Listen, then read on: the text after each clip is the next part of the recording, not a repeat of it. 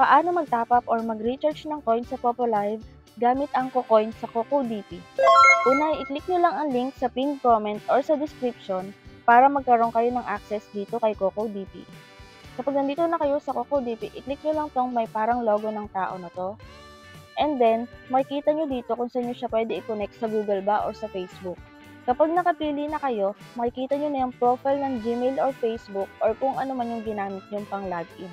Click nyo ulit yan at dito ay makikita nyo na zero balance na kayo. Siyempre, para magamit natin ng KuCoin bilang pambayad, kailangan din natin lagyan ng laman ito.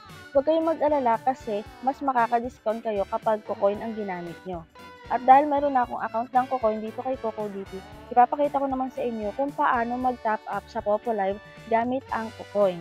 So, ayan, hanapin lang natin ng Popolive at ayan, flex ko lang para sa inyo na marami ng partners si CocoDP. Ayan, dito tayo sa Live and Live, nandito si Popolive.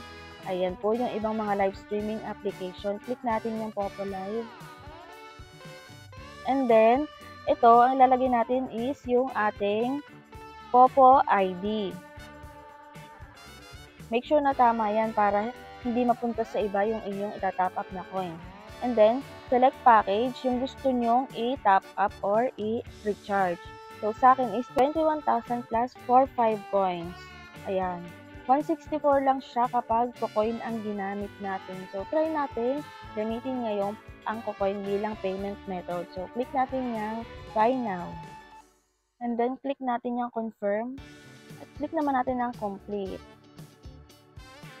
So, ayan guys, nakita nyo naman na nabawasan na yung ating KuCoin balance at makikita nyo rin dito yung history. Ayan siya guys. And then, check naman natin ngayon sa ating Popolive kung pumasok na ba talaga yung coins.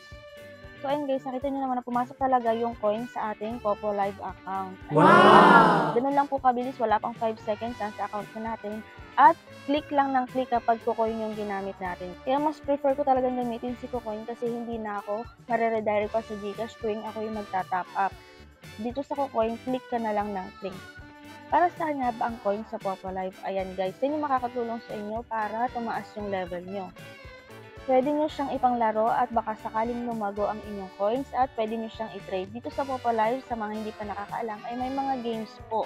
Ayan, kung saan ay pwede nyo paramihin pa yung inyong mga coins at kapag nanalo na kayo, ay pwede nyo pong i-trade. At yung i-trade nyo po is mapupunta sa ping points na atin namang sasahurin.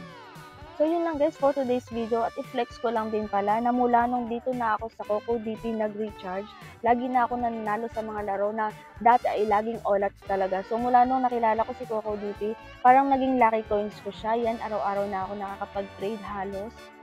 So ayun lang guys and try your luck at mag-recharge na rin kayo gamit ang CocoDP.